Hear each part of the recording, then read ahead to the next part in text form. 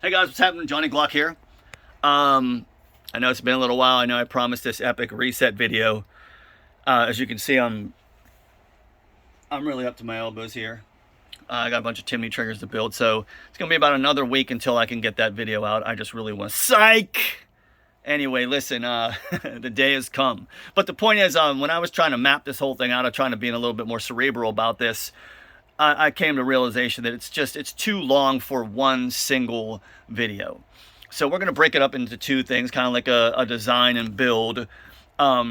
This first part is going to be just a dialogue theory, things of that nature. I really believe that if you don't understand why you're doing something, it doesn't really give it that much validity. Like if you understand, like the stuff that we're going to be talking about is going to give you an understanding of why you're going to be doing what you want to do. And it's going to also help you kind of boil down, what style of resets you might need as a shooter, because there's all this stuff on the internet. I get these questions all the time from people. One of the main ones is always about, recoil weight. Hey, should I just arbitrarily switch from 17 down to like a tungsten 13? And a lot of times people just read all this stuff and they start doing this and they really not understand why they're doing it. They don't understand that, about flip and dive with the gun and the weight of the slide coming forward and compensation and porting and all this other stuff. So, there's a lot of different considerations when it comes to firearms that if you're just reading things on the internet of what people are doing, it's usually not why they're doing it. It's just kind of like, hey, I did this and this is what happened. And I don't think if you understand the underpinnings and the foundational stuff behind this, you're going to be at a disadvantage. And you're not going to be able to create something that's going to really, really fit your application. So, speaking of application, it's kind of what we have to get down to first. Of course, there's only a couple different kind of things you can be doing. There's defensive shooting where you're protecting yourself. There's competition. Now, there's different types of competition, but we kind of put all that into the same thing. And then, of course, even with Glocks, there's hunting. There are a lot of guys that shoot hogs and have guns as backup guns in the wild. And that's almost like the reset isn't play a huge part in that because everything is about first shot accuracy. With hunting specifically, because it's not like everything is about first shot accuracy. Let's just put it that way. It's all about shot placement. But especially something like hunting has more of a, what would the word be? More of an emphasis put on that first break. It's very, very, very important. So, with the application, you have to kind of understand the mechanisms of what's happening inside the gun to create and design really what you want to create. So I have this not chalkboard. I'm so old school. We got the whiteboard behind us. Next thing, it'll be a PowerPoint. But basically, no, they tried to trick me already and get me to write on there with a Sharpie, but it didn't work. So I know that much. Anyway, you probably shouldn't set it that close to the don't set whiteboard. that close. Don't set that close. So, and as of course Wick is on the camera, you can't see him because the mirror is blocked. But you have to understand the actual action. When we say the action of trigger action, this is what we're talking about. Okay, we have this cutaway gun nowadays. I got this from a buddy of mine. They're kind of hard to get, but they're really awesome because you can go through all these different processes, like you can see right there. You can actually see what's happening inside the gun as far as the gun resetting right there, coming back forward. You can actually see the striker dropping. You can see the striker dropping. Can you see that right there? Anyway, we'll zoom in. Wick will put his flash on there so you can get closer. But we're just going to go through this real quick. So there's pre-travel. There's your wall. There's break travel, and that's very important. This zone right here, like this is the difference in between a 8-pound, 5.5, 5, 3.5, 3.0. That determines how much break travel you have, and then you have your break. And then after the break, depending on what you're running, you're going to have over travel. And then the over travel actually is the same thing as is going to dictate your reset, because when a Glock trigger breaks, that's the mechanism that happens right there. It breaks, and then the slide pushes that over. Shout out to Matt Holmes, 2A 3D Print on Instagram. Yep, there you go. And so your over travel in a standard shoe where it's traveling all the way back to the end of the housing right there, because these are the limitations too. I need to write that up there so I don't forget to talk about the limitations of the system. The amount that it's going to take to reset is the amount of material that is sticking over back of the connector right there. And now when it comes forward, you'll hear the click. Okay, that is reset. Reset is intimately tied to over travel. We can do it on this as well. So the trigger, wall. Okay, so pre-travel, there's your wall. Once you hit it and the wall starts in the middle, you can start to touch the connector, but you'll see the wall actually starts in the middle of the connector. So, you know, when you're talking about connectors and angles, you always go from the middle of the connector. That's very, very, very important that a lot of people forget. So pre-travel is all this. We all know what that's all about. Pre-travel, there's your wall. Now here comes your brake travel. You're going to see this travel down slowly, then it breaks. Okay, if we could do that in slow motion, it'd be better. Then the gun cycles. So you've had your brake and your over travel. The gun cycles, and it lifts this, just like I showed you in the other illustration, on top of the ledge of the connector. And then as you move forward, I'm going to go slowly. You'll be able to see it reset. I'm going to do it a couple times. You watching this? Can you get it? Reset. Brake. It's over traveled. Forward travel. Reset. So pre-travel, wall, brake travel, brake. Reset. And this is pretty much a schematic to show how it happens. Now with the stock Glock trigger, you have a lot of pre-travel. Depending on what generation, if you have a Gen 3, Gen 1 through 3, you have that snappy, like a lot of Glock guys like that wall, that glass break.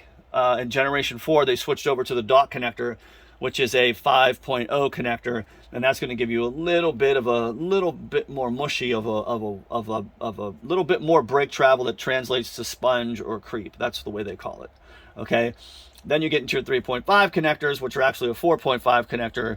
It's at an 80-degree angle, and that is going to give you the most brake travel. So you get that no wall. So you hit the wall, and then it's like roll brake, and then after the shot breaks, you go back to here.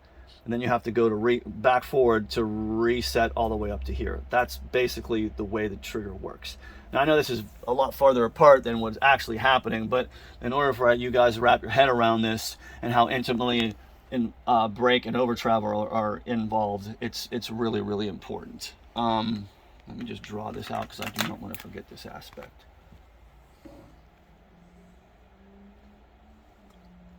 This is your limitations right here. So,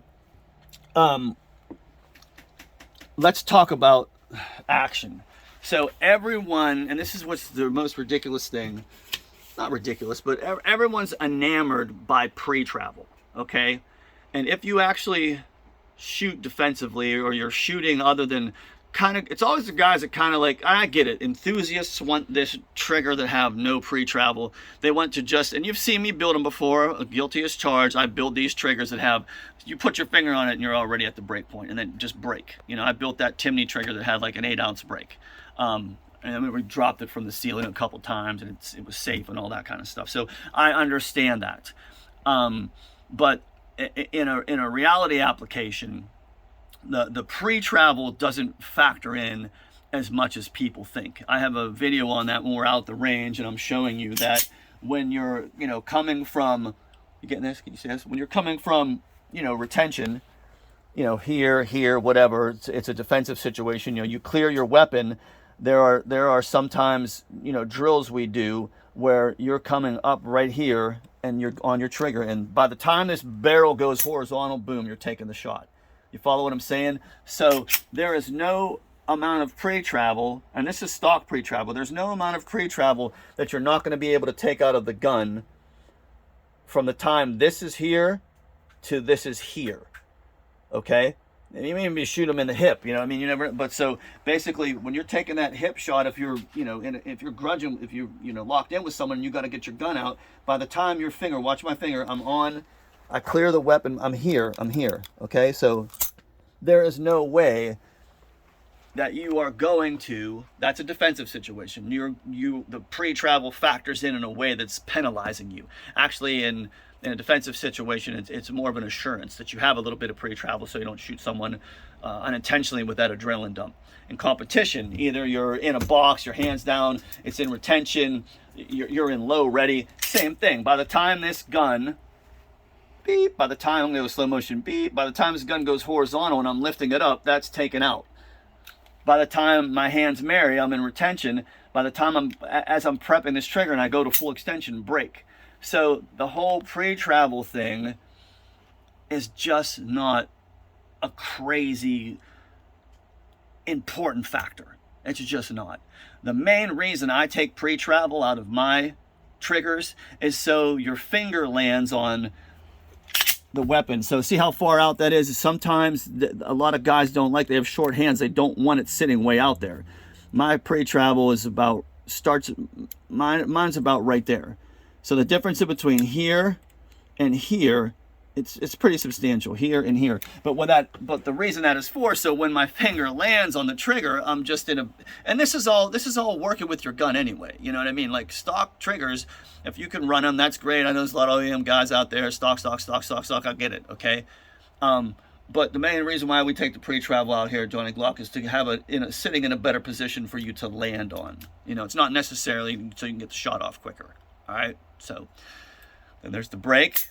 Now, let's talk about reset, because reset is, in my opinion, way more important than pre-travel, because you're talking about now the time that it's going to take for you to get your next shot off. So if you're talking about that much movement, bang, that much movement, that the triggers that I build are about half of that. Okay, so that means that's a lot. You know what I mean? Now there's also two different schools. You have to remember, like, and this is data. Guys will tell you they might be splitting 20s, and when they switch to a trigger that has a good reset to it, you can start splitting, you know, in the 15s, 16s. I mean, you'll work your way down, but, you know, my boys, these guys split 13s, 12s. You know, now they're young and they're fast, but that's, you know, it would be harder for them to do that with a stock trigger. Okay, that's just, I wouldn't say it's cheating, you understand, but it's, if you could get an edge in a gunfight or an edge in that's what we want. Okay, we want our edges. We want an edge. The pre-travel is not going to give you a huge edge. The reset is going to give you a huge edge as far as it comes to speed, and speed is the king.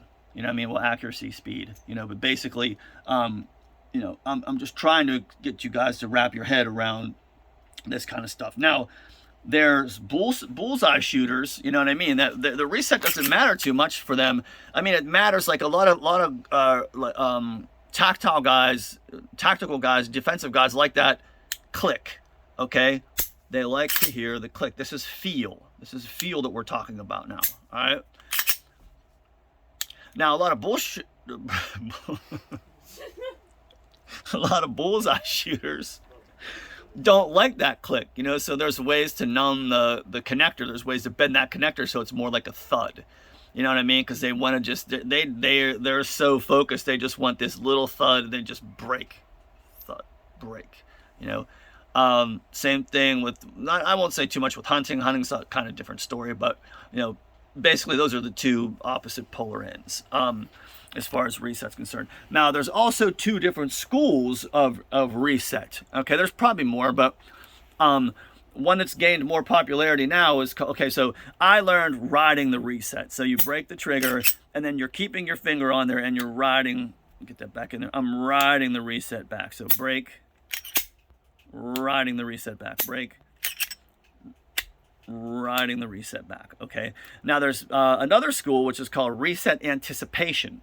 Okay, and what reset anticipation means is I'm going to break the trigger, And then before it resets, I'm pulling my finger away and anticipating where it's going to land. So there it is. I'm going to let it go back up. So now how it's coming to my finger, it's coming to my finger instead of me riding it. So it's break. I'm anticipating where it's going to be. I'm pulling my finger out to here, and I'm back on it. It's a totally different thing. And there's been plenty of instructors that have talked about it. And, you know, it's hard. It's hard to train yourself to do it, reset anticipation. I kind of go back and forth, but, you know, it's, you know, if you guys shoot defensively or shoot, a lot of stuff goes out the window. You know what I mean? This is all processing.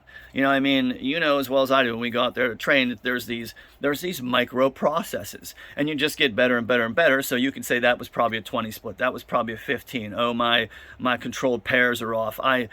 You know immediately after you break the shot. And we're talking milliseconds. That's the kind of way, it's like a slow motion. Your processor starts to work the more familiar you get with your firearm. So, you know, when you're trying to run drills that are, you know, reset anticipation versus riding your reset, it gets a little confusing with your finger, because there's all kind of things going on with proprioception, and, you know, your trainer has you doing push-ups and he's screaming in your face and all that kind of stuff, trying to simulate stress.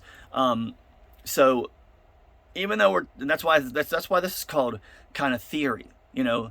And how does that theory actually translate into application? These are important questions for you, you know, for yourself, if you're really trying to build, you know, like a trigger that's designed for the specific application you want. So I've gotten reset broken down to kind of 3 different things. Okay, so we will erase this now because I know it's not a Sharpie. So you have reset speed. Did I spell that right? I don't know. Reset speed, length, and feel. And these are all 3 separate things that, with a knowledge base, with a skill set, that you can create all different aspects of those 3 characteristics. So your speed is going to be based on your spring combination. All right. For the longest time, and even to this day, there's these diehards that use that 6-pound trigger return spring. People don't understand the trigger return spring, which is here, housed inside here, right here. What it's doing is, it is actually in a stretched position when it's in the trigger. So basically what it's helping you do, in battery, it's like this. So when you pull the trigger, it helps you, it assists you, and it's assisting you in pulling back. So as the trigger's pulled back, it closes. So if you have a 6-pound, which I do have some over there for certain things, it's going to help you pull back, but when the trigger goes to reset, it's going to slow you down. So it's helping you back, it's slowing you forward, because what it's doing is it's competing against the striker spring. Striker spring is compressing and releasing, and when it picks the striker back up, you can see it's compressing. So you're talking about this spring right here being 6 pounds competing against this spring that's 5.5. And really what happens with a lot of the shooters is they put a 6-pound spring up against a 4-pound spring, and it really is an offset. It kind of offsets it, so it makes your reset very sluggish. Where's that? Okay, so this is, I've done videos with this before. Okay, this is a spring chart. There's even a 6-pound, you know, there's a 6-pound striker spring too that we use for certain stuff. There's usually just the 5 and the 6-pound trigger return spring, and this goes, and you can find this in my you know, in my videos and stuff like that. Maybe we'll find a inventive way to put it up so people can just access this as a PDF or something like that. But you know, this shows you the spring combinations and talks about, you know, what the trigger break is, what kind of break you're going to create. And then this is the, see how it says slow neutral? So when you have a 4-pound spring, With the 6-pound spring, it might give you a 2-pound break, but it gives you a very slow neutral reset. That's what we're seeing with the Timneys. Because of the reset spring, the reset springs on the Timneys are housed in a shoe. These right here are the only thing that resets the gun. And if you have any drag in the gun, these little things are gonna, these things are just, it's kind of been problematic. So that's it. You know, a Timney trigger, like I said, it is innovative. It is incredibly innovative. But as far as performance goes, it's as far as I'm concerned, it just doesn't have the same performance. You have to do, out of the box, it doesn't have the performance that a good trigger should have. Okay, it doesn't have the action. It's basically a stock Glock pre-travel, even though it's adjustable and you can't adjust it much. Those of you guys that have it, that's why every one of these safeties right here, all these safeties for these, I am hand cutting down. So basically I have to remove material from the safety in order to better use this screw to take pre-travel out of the system. That's basically what you have to do. You have to remove that material. That's the only way you're gonna be able to get, and you have to know how much to remove safely so you're still in the drop shelf. So it's all calibration and understanding, you know, where, you know, less is more and stuff like that. Don't remove too much metal. So basically, you know, and then when you have that cool break, you know, and depending on what you have in there, the break is awesome. But it's the same thing as a Glock trigger, because there's no stop in the back here. This bar can go all the way back because there's no limitation in the, this picture is actually this opening right here. When I talk about your limitations, this, because there's no stop in the housing either, this is going to act like a complete and total Glock trigger because it's going all the way back. It's over traveling to its complete over travel. So therefore, not only do you have a sluggish reset, your reset is longer. You know, your reset is always going to be longer. It's the same reset you get with a stock Glock. So think about that when you're buying a Timney. And that's why basically with the Timneys that I'm building, I put the over travel stop in there. So as soon as the trigger, and this is what we'll learn next video, as soon as the trigger breaks, you want it to stop. So it's break stop. You know, so when I made that chart that had, you know, break travel and all this over travel, you want it to stop there. This is the break travel, so break, and then it stops here.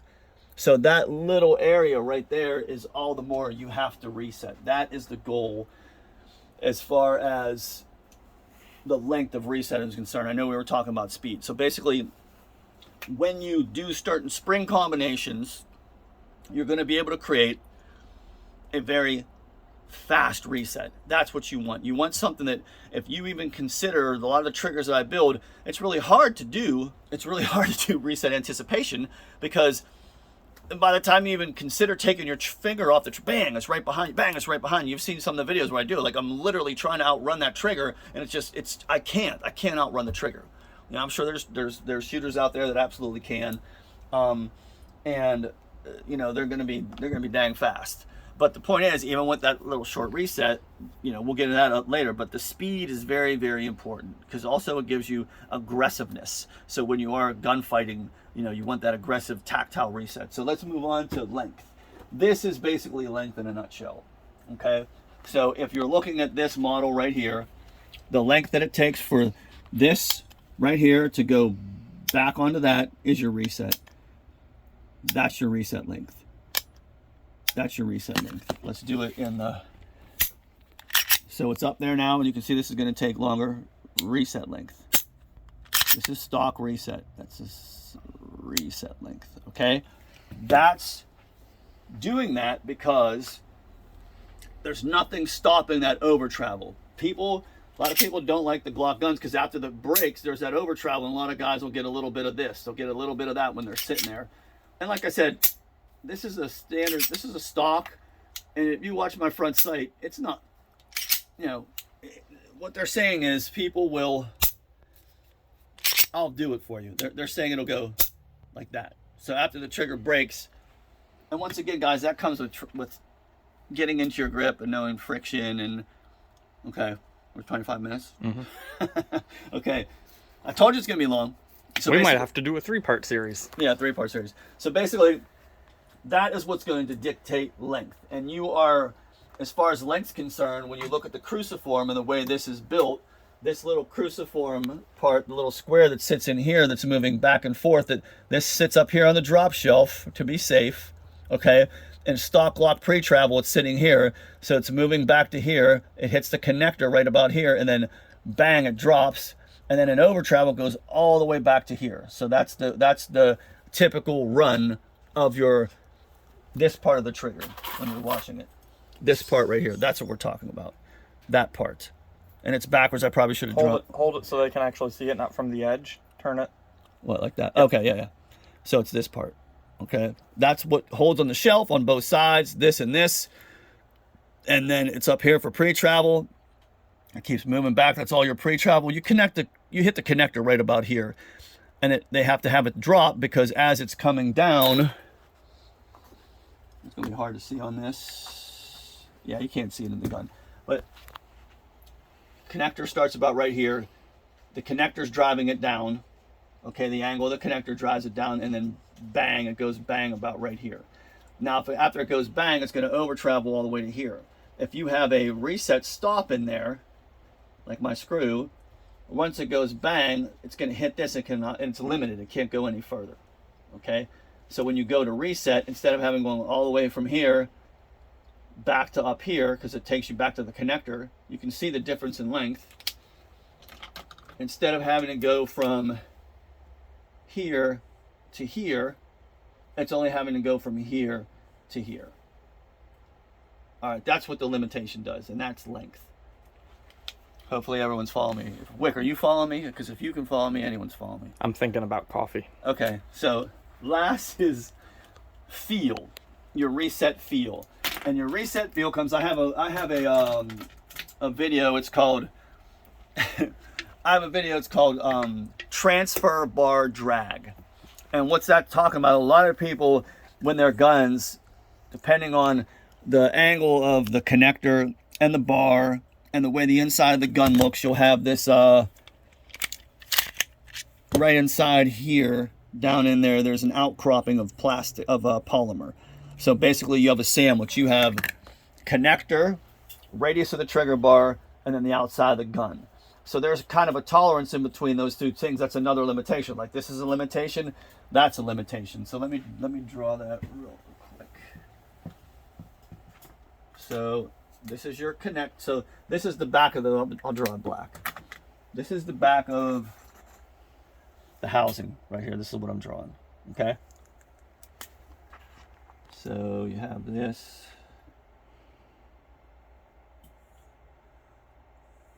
All right, that's what we're looking at in the back there. And then in this little area right here is where the connector, it burrows in down here and it comes out like that. Okay? It has a little ledge on it and the little hand of it is up here, but that's the connector. And then the last thing is going to be the trigger bar, which is right, not the last thing, but the trigger bar that rides on this. And then this is the outside of the gun. We'll do the outside of the gun again in black. So if this is too far out, it's going to push this radius, which is, that's your radius right there. Let me bring it back up on there. Okay, so that's so you see what we're talking about. Can you get a light on that, or does it look good? Housing, connector with the ledge, radius, and then if you would think of the gun is right there. That's the sandwich. Okay, so a lot of times when you have a sluggish reset and it's not coming forward, you're pinning back here. This area right here is where you could be pinning. This could be too far laterally out and pushing the radius against the outcropping of polymer here on the gun. Okay, if it's too far in, you're going to have the opposite. This is just it's going to work like a squirt gun. If it's too far in and the ledge of the connector is sitting right there, it's just going to do something called jumping the connector, where you can see if this is sitting too far in, it's not even going to catch. It's not even catching the ledge. See, it's just jumping, or it might catch it and then just jump right over top. You'll get that kind of thing. It's called jumping the connector. So there is a you know, a nuance in this area back here, and that's all about tuning the feel. So transfer bar drag just talks about drag, but when the second part of this video, we're going to show you how to really tune your connector to get it to, you know, to get that tactile. A lot of people like, you know, that real tactile audible.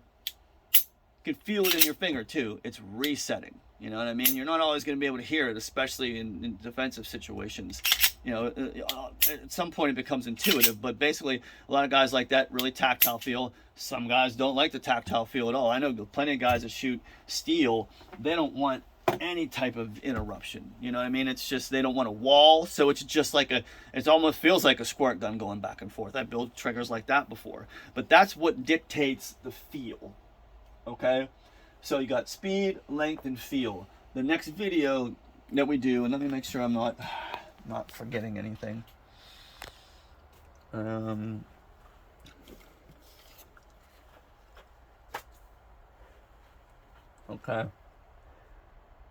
All right, so looks like I pretty much went over everything that I wanted to in this video. But like I said, the main thing is, like, this is the theory. This is the reason why you're going to be doing what you're doing.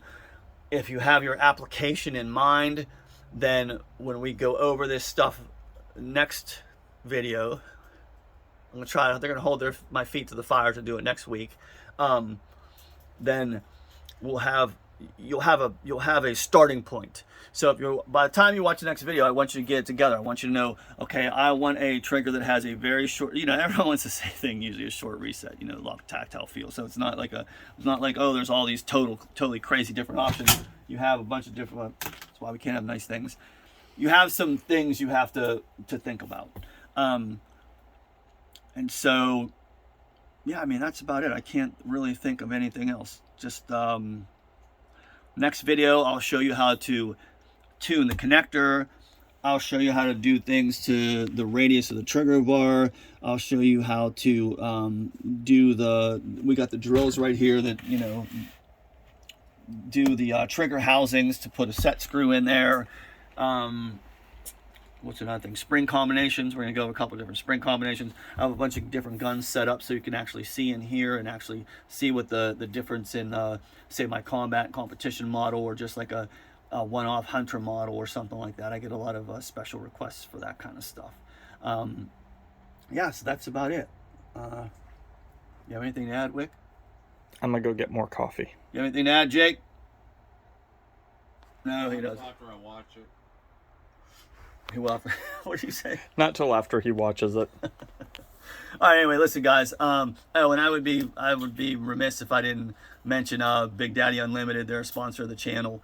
There's a couple videos back that explains all that. I don't want to go into it too much, but if you want to give those a view, you know, they have a subscription-based website, and they have lots of great deals, and that's something you can check out. But if you're interested in that, make sure you go check out the 3 videos prior to, because actually I think it's like the most in-depth. I've never seen anything like this about Big Daddy. It gives you real insight on their, you know, what's going on at the company. Yeah, people generally just show up and they're like, I'm at Big Daddy Unlimited. They're a sponsor of me now. And that's it. Yeah, that's it. We talked to everybody. Yeah, so we went up there, and I think we missed the janitor. He yeah, wasn't we might there. have missed the janitor. But yeah, that's it, man. All right, listen, man, you guys have a great weekend. And remember, and wait, we're not going to have the intro. I got some intros and outros for the next video. We'll probably have that because Chelsea's brakes went out, so she's not here today. She's the one that No, it was her fuel pump. No, her fuel pump. Yeah, if it was the brakes, the brakes that'd be sounded better. Anyway, so our fuel pump went out, but we're gonna have like an intro now and an outro. I'm getting, you know, I'm trying to do my best. I got Wick and Chelsea in charge of social media and stuff like that these days. And they do a fabulous job. So anyway, remember, trigger control is control.